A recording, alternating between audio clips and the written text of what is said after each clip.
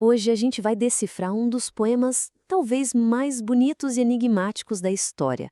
Sabe, escondido em um texto super antigo, tem um mistério sobre uma casa que está caindo aos pedaços, que na verdade é um mapa profundo da nossa própria vida. E o segredo que ele revela, olha, é surpreendente. Que imagem forte, não é mesmo? Guardas tremendo, homens fortes se curvando. Os moedores simplesmente param de trabalhar.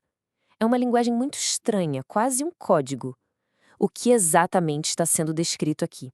A resposta, eu garanto, vai mudar o jeito que a gente enxerga esse texto. Pois é, essa é a grande pergunta que a gente vai responder hoje.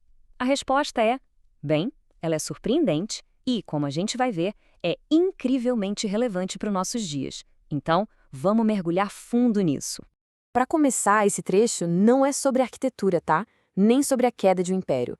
É, na verdade, uma metáfora brilhante, super detalhada da jornada do corpo humano através do tempo. Em outras palavras, o processo de envelhecer. A primeira chave para a gente decifrar esse enigma está enterrada no passado. E eu digo isso literalmente.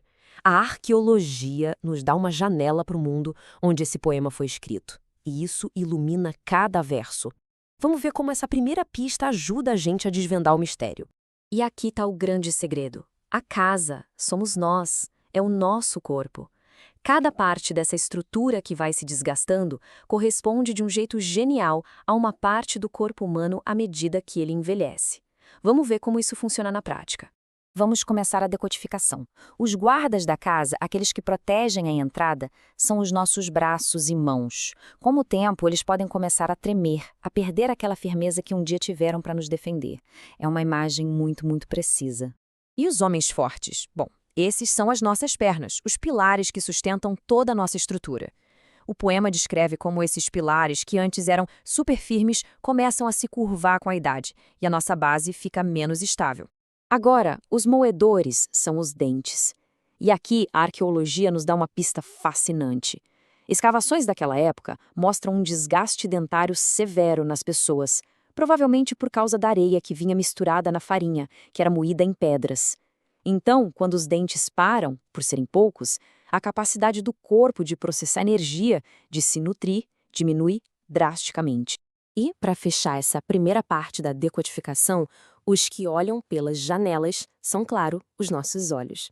A imagem de uma vista que vai escurecendo é uma descrição poética e, ao mesmo tempo, dolorosamente precisa da nossa visão, que vai se turvando com o passar dos anos.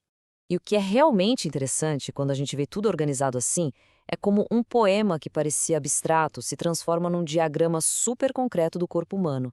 É uma verdadeira aula de anatomia poética escrita há milênios. Impressionante, né? Mas olha, decifrar esse código físico é só o começo.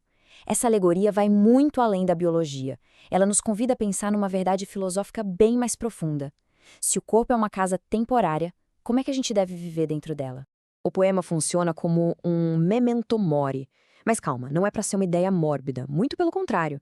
Na verdade, é uma ferramenta poderosa para a gente definir prioridades.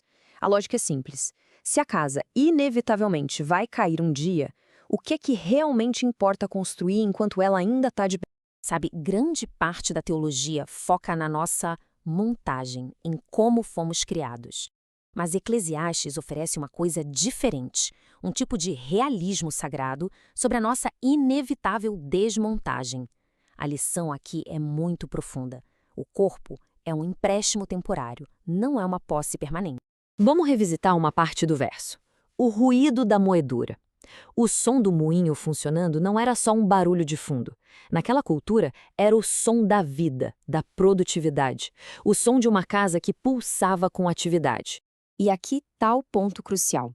Quando esse som diminui e as portas da rua se fecham, o poema está descrevendo algo talvez até mais doloroso que o declínio físico, o isolamento social. É a retirada da vida pública, aquele sentimento de marginalização quando alguém deixa de ser considerado produtivo. Uma crítica social que atravessa milênios e ecoa muito forte no nosso mundo, que é obcecado por performance e juventude. Então tá, como é que a gente pega esse mapa antigo e usa para construir uma vida com mais significado hoje? Pode acreditar, a alegoria nos oferece um plano de ação surpreendentemente moderno. E esse slide ilustra isso de um jeito brilhante. Primeiro, cuidar da estrutura, na nossa saúde física e mental, e não só da fachada, da aparência. Segundo, construir um mundo interior rico, sabe? Para quando o ruído externo diminuir, a gente ter para onde voltar. E terceiro, e talvez o mais importante, aceitar as estações da vida, em vez de lutar contra elas, para construir algo que dure mais do que nosso corpo físico.